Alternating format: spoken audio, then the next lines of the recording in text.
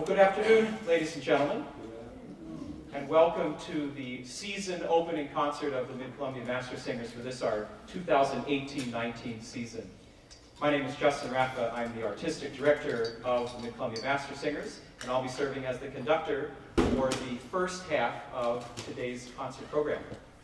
I hope that you're not just here early to get your pick of the best seats in the house. We are expecting a fairly light audience turnout on a Saturday afternoon, so feel free to spread out and enjoy. Be anywhere that you'd like in the room that you're comfortable. But hopefully you're also here to enjoy this behind the music talk, that for the next 25 minutes or so, I want to give you a little bit more of the context and the history around this wonderful person whose music that we're celebrating over the concert weekend. Before I start that talk, I do want to let you know that we have concession sales in the lobby that are open and available to you now. So if you are interested in having a little sweet treat before the show starts, our new Master Singers Youth Choir program is here, and they're selling all kinds of sweet, delicious dessert delectables on one side of the bar in the lobby. And on the other side, Ethos Bakery and Cafe is here. They're offering beer wine service as well as 2 specialty cocktails in honor of the protagonists of the opera that I'll tell you a little bit about. So if you'd like a drink and or a snack before you start, it certainly won't hurt my feelings if you get up and head over to the lobby before we start the performance. Happy birthday, Leonard Bernstein. Would have been 100 years old this year. A world-class and award-winning composer, conductor, music educator, champion for world peace, and ambassador for the Jewish community, both here in the United States and really internationally around the world. However, I'm not going to spend a lot of time talking about Bernstein himself, as there is an entire page in your program dedicated to highlights of his life and work that I invite you to read at your leisure. It is the page with the smallest font because we try to cram a lot of information. There's a lot of wonderful things to say about this important figure for me as a performer in the arts industry. But instead, I want to look more closely and talk with you about the music, the selections that you're going to hear this afternoon throughout the concert. Do all of you have some level of familiarity with Leonard Bernstein? Is that a name that you recognize and you have some kind of connection to the work that he did or pieces that he wrote? Is anyone brand new to Leonard Bernstein today? Anyone that's brand new to experiencing his music? All right, that's great. You may know that Bernstein wrote music for nearly every traditional compositional form. He wrote operas, ballets, musical theater, symphonies, song cycles, motion picture scores, chamber music, you name it. He was an extremely eclectic composer throughout his career. However, he didn't write a lot of standalone choral works, which became part of a challenge for me as the leader of a choral organization to try to put together a program that explores his music. One piece that comes to mind is his Chichester Psalms, which are settings of psalms from the Old Testament sung in the original Hebrew language. And some of you may remember that we had the opportunity to perform those for you in the fall of 2012. So during my 11-year career as artistic director, we've had a chance to share that work, and I wasn't quite ready to recycle it yet. I try to let 10 years go by before I revisit pieces I've done because there's just so much music to explore and get to share with you and with my singers. Arguably one of his most famous commercial works, West Side Story, was just performed by our partner organization, Mid-Columbia Musical Theater, earlier this summer. And our other partner, Mid-Columbia Symphony, performed several of his works on their season opening concert last month, including Bernstein's very first symphony, titled the Jeremiah Symphony, a work not often performed here in the United States, at least since it was composed. So all that being the case, I'm always particularly interested in exploring lesser-known repertoire of composers and wanted an opportunity to showcase Bernstein's musical evolution over his 6-decade career as a composer. With the absence of a full-time opera company in our community, I occasionally like to dabble in this art form in small doses that don't require colossal resources or massive amounts of personnel to execute, which led me to his very first opera that you'll hear on the first half of our program today, called Trouble in Tahiti.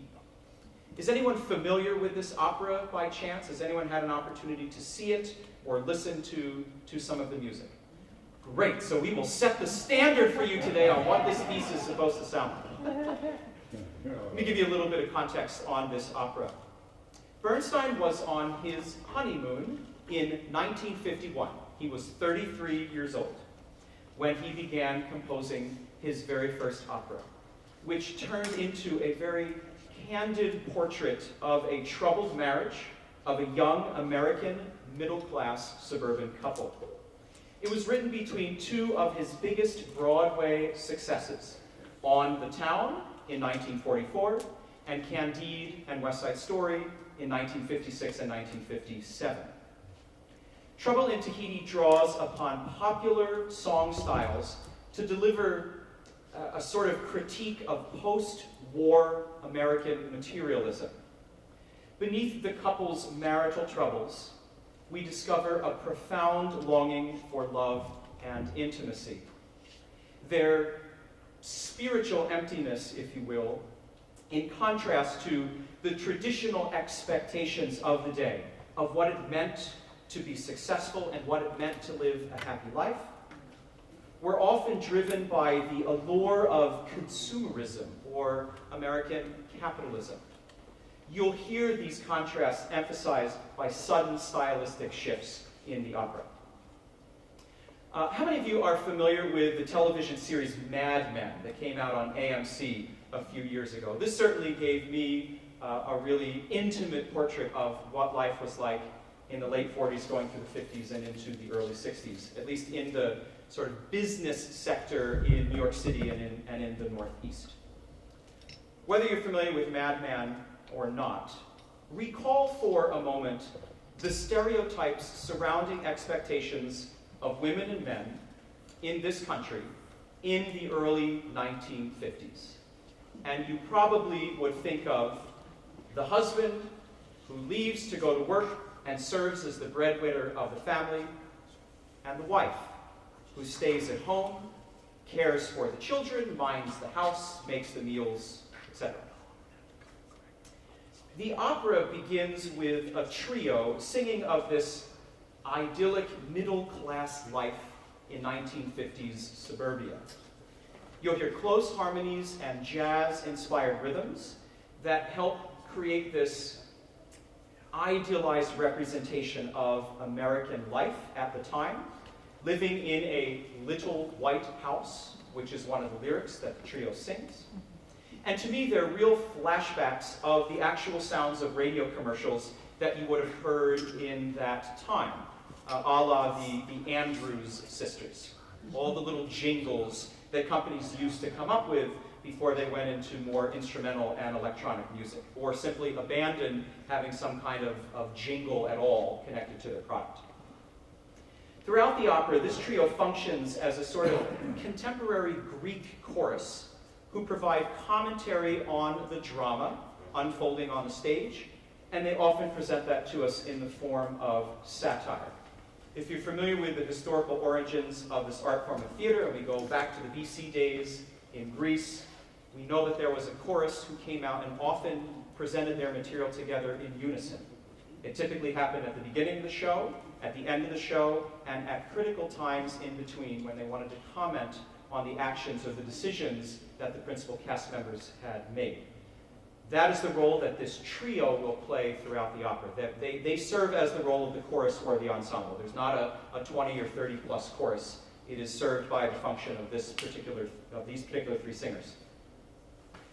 The opera centers around the domestic conflict of Sam and Dinah, a young married couple who, in contrast to this perfect picture of suburban life that we just heard from the trio, this married couple is clearly, desperately unhappy. And we meet these characters having an argument over breakfast one morning, and the opera proceeds to unfold, exploring one full day in their lives. Sam's as a successful businessman, and Dinah's as a frustrated housewife. They argue about their 10-year-old son, Junior, who we never see or hear from again in the opera. And as we learn more about Sam and Dinah, we start to discover the shifting attitudes of the day concerning women in traditional marriage roles, and perhaps even in the larger context of society. Women are now more apt to speak up about their feelings instead of keeping it to themselves or among their close female friends. They begin to challenge the notion that they don't have a voice, that they are somehow secondary to the role of men. Listen for expressive moments of Bernstein's compositional voice that would later appear in the now famous melodies that many of us know and love from West Side Story. Listen most notably to Dinah's first solo aria called There Is a Garden. In the pivotal scene that gives the opera its name, which is Dinah's second solo aria called What a Movie, she gives us a detailed description of a fictional movie that she goes to see titled Trouble in Tahiti. The film she describes is a sort of mashup of Hollywood and Broadway stereotypes of the 1940s. An exotic South Seas paradise where the American military end up swooping in at the last minute to save the day. And at first, Dinah is very dismissive of this film and the concept. But she starts to get swept away in the romance and the drama of the plot, as though she's become entranced by its beguiling music and fantasy. And if we think of the life, and pick any middle-class suburban community anywhere in this country in the early 1950s, and the opportunity for a woman that's not working, who stays at home, to go out and experience something that's so vivid and evocative that really challenges her understanding of the world and what it really means to be happy and to live a life that is genuine and about love and caring. On one level, to me, Bernstein is clearly engaging in satire. He's poking fun at popular Hollywood films of the 1940s set in the South Pacific. And of course, many of us know the Rodgers and Hammerstein hit musical of that same name, which was in the middle of its 7-year run on Broadway at the time when this was written in 1951.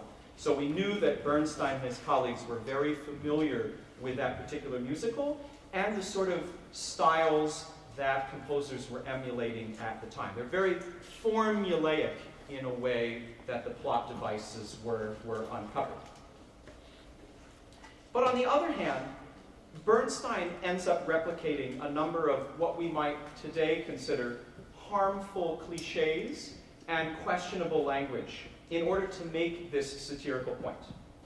You'll hear in this second aria simplistic Hawaiian-style luau themes. They reference the island inhabitants as natives, who then confusingly shout, "Ole!" And this plot device of an American military who always arrive just in time to save the Caucasian hero, a pilot who is in love with a non-Caucasian native island princess. And I suppose that begs the question, do these stereotypes really bear repeating? Is there any inherent value in using another culture merely as a metaphor to serve as a story's central narrative, and in this case, a specifically white narrative? What does it say about the character of Dinah, and really about us as the audience, if we are invited to simultaneously gawk and roll our eyes at these exaggerated portrayals, and yet also to laugh at them, or worse, maybe to secretly enjoy them? Because the aria itself is an incredible piece of music, and to me, it's one of the highlights that you'll experience in the whole opera. With our more expanded, or I should say, with our hopefully more expanded cultural understanding, does this scene from 1951 still pack a satirical punch today in 2018, or is it a relic that really deserves revision? I personally find it as incisive and pointedly relevant culturally for our time today. But nevertheless, I will leave it up to you as our audience to decide. There is a theory that this story is informed by the relationship of Bernstein's own mother and father. His father's name was also Sam, the principal male in the opera. And we know that Bernstein's parents came out of Russian Jewish origin and that their marriages were arranged by their parents. They did not have the opportunity to choose who their life partner and love would be. And this was an environment that Bernstein observed as a young kid, growing up in Massachusetts in his Jewish community, going to the synagogues and learning about relationships and learning about marriage and what that means. And what did that end up meaning for him on his own honeymoon in 1933 when he decided to write an opera about it, where clearly he had very specific things to say. This is the only large-scale work for which Bernstein wrote both the music and the libretto. There is not a separate lyricist that he hired for this piece. It's dedicated to his close friend, Mark Blitzstein, who was a fellow alumnus of the Curtis Institute, where Bernstein also went to school. He also had Jewish family roots, and he was the first person that really introduced Bernstein into the world of musical theater. The work is written as a one-act opera divided into 9 movements or 9 segments. There is a prelude and an interlude that will feature this Greek trio, and there are a set of 7 scenes where we observe how Dinah and Sam operate differently when they are together versus when they are alone. It runs about 40 minutes, and we've elected to use the reduced chamber version orchestrated by Bernard Yanata in 1999. You'll notice in particular that the wind players, the flutist and the clarinetist, are each playing 3 different instruments to try to fill in for different colors and timbres without the spectrum of the full symphony orchestra. If you've never seen or heard an alto flute, you'll get to see Christine feature one of those in a little bit. Following the opera, you'll all probably want a chance to clear your head, think about what you just saw, and take a break. So it will be our intermission, and I'll again invite you to take advantage of concession sales in the lobby that are run by our Master Singers Youth Choir program. They're selling all kinds of baked goods and sweets on one side. And on the other side of the bar in the lobby, Ethos Bakery and Cafe is here offering beer and wine service, as well as 2 specialty cocktails in honor of our protagonists, Sam's Manhattan and Dinah's Cosmopolitan. On the second half of the concert, 8 different members of the Master Singers will be performing a variety of Bernstein's solo vocal pieces that are not excerpts from larger works, from operas or musical theater. They are standalone compositions. They range from as early as 1935 to as late as 1988.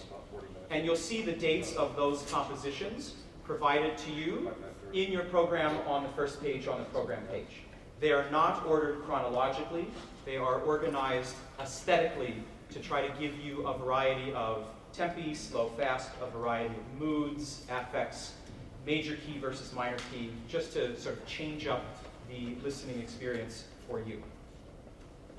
It will be a recital-style format where each singer will come out and present their piece in front of our baby grand piano that was generously donated to us by Ebony and Ivory Pianos here in Richland. Somehow the piano movers figured out how to roll in a baby grand through that very tight corner and set it up for us, because there is not an acoustic instrument that lives here. So we're very happy to give you a real piano for today's program. Let me share with you quickly about the 8 different solo pieces that you're going to hear on that second half of the program. We start with I Hate Music, a cycle of 5 kid songs, which is dedicated to Edith Merrill, a friend of Bernstein's who was a fellow artist and one of his flatmates, one of his roommates in the early 1940s. Apparently, when she would get fed up with hearing Bernstein constantly coaching singers and playing the piano in their apartment, she was heard to utter this title phrase. Piccola Serenata was written on the occasion of Austrian conductor Karl Böhm's 85th birthday, signed by the composer with affection from his admiring colleague. The lyrics, comprised of nonsense syllables, imply Jewish Hasidic vocalizations as Bernstein harkens back on his own Jewish family roots. Psalm 148 is an English adaptation of the psalm written by a 17-year-old Bernstein at the very start of his composing career. In it, you will hear references to other composers, Weber, Mendelssohn, other Romantic era, a lot of 19th century influence in this piece. The work begins with these slow, heavy, grave chords, a la George Frederick Handel, but underlaid with Wagnerian harmonies and just a hint of Mahler in the fast section. If you are familiar with any of those composers, I think that you will hear their imprint in the piece. Although Bernstein, much later in his life, recognized the work's Victorian excesses, as well as its schoolboyish weaknesses, he had a real affection for this innocent sweetness of one of his very first compositions. My 12-tone melody was composed in honor of Irving Berlin's 100th birthday. The song mixes a 12-tone row. Yes, serialism in music. You will hear a 12-tone row mixed in with a distorted version of two of Berlin's songs. One called My Russian Lullaby, which was very nostalgic for Bernstein, a piece that he knew from his youth, and the very popular I'll Be Loving You Always. The work was premiered by Bernstein in Carnegie Hall just 2 years before his death. Two love songs are English adaptations of a pair of texts by the poet Rainer Maria Rilke. The second song in that set did not receive its premiere until nearly 15 years after it was written. It's always interesting to me when works are written, when they first come out, that sort of sit idle. Like, why did it take 15 years for that piece to get to the concert stage? So Pretty is an anti-war song with lyrics by Betty Comden and Adolph Green. It was composed for an event called Broadway for Peace, a January 1968 fundraiser at Lincoln Center's Philharmonic Hall to support the Congressional Peace Campaign Committee, which was funding campaigns of congressional candidates who were opposed to the Vietnam War. Bernstein and Paul Newman served as co-hosts of the program. Harry Belafonte opened the show, and it featured a star-studded cast, including Joanne Woodward, Carl Reiner, Tommy Smothers, Diane Carroll, Eli Wallach, and Ann Jackson. Does anyone remember this particular program from 1968? All right, we've got one hand back there. Silhouette was written in honor of the 41st birthday of his friend, mezzo-soprano Jenny Toro. So now there are already 3 pieces on the program that he wrote as birthday gifts for his friends and for his colleagues. Not all compositions come out of a commission process in which composers are paid and given a specific framework in which to write. Sometimes composers just write pieces because they feel moved to, or because there's someone important in their life that they want to acknowledge. This song, Silhouette, incorporates an old Lebanese folk song, the Arabic words of which are paraphrased in the lyrics at the end of the song. The boys in the dark olive groves assemble. Bernstein would later sing this tune in the 1967 film Journey to Jerusalem. La Bonne Cuisine, or 4 recipes for voice and piano, are based on Émile Dumont's La Bonne Cuisine Française, published in 1899. The cycle is sung in its original French language. Funny enough, during his lifetime, this volume of music sat on the Bernstein kitchen shelf next to all of the other cookbooks that he had. Is anyone familiar with this 1899 French cookbook by chance? All right. I wasn't either. They're really, really fun recipes. Bios of all of our singers, of both the opera cast and the soloists, are provided for you in your concert programs. And all of the sung lyrics from both the opera and the solo songs will be broadcast above me on the screen in the form of supertitles throughout the concert. And now, before we begin, would you please take a moment to take out your cell phones? Yes, do take them out. And I invite you to text the word choir. Text the word choir, C-H-O-I-R, to the number 78816. Again, text the word choir, C-H-O-I-R, to the number 78816. And you will be signed up to receive our free automated text messaging service, where you'll receive reminders right to your phone about future Master Singers concerts, beer choir gatherings, and the plethora of events that we're sharing in the community. There is no cost to sign up. If you have a text messaging plan with your phone provider, it's absolutely free. Again, text the word choir, C-H-O-I-R, funny spelling, to the number 78816. If you're a Facebook user, I invite you to open the Facebook app for a moment, find our event, check in, and tell the world that you're here. And for heaven's sakes, tell them that there's one more performance tonight at 7:30. It's the last opportunity that we get to share some of Bernstein's music with our Tri-City community. Once you're done texting and checking in, please do make sure that your phone is silenced or turned to the off position. If you have any hard candies, I invite you to unwrap those now. And if you have a watch or any other electronic device on you that does make sound, please be sure that those are silenced. As you can see from the concerts, we are video recording today's concert. Thank you so much for your performance of live choral music. We are absolutely delighted to present to you 60 years of the celebrated composer, conductor, musician, world peace advocate, human being extraordinaire, Leonard Bernstein. Please enjoy the program.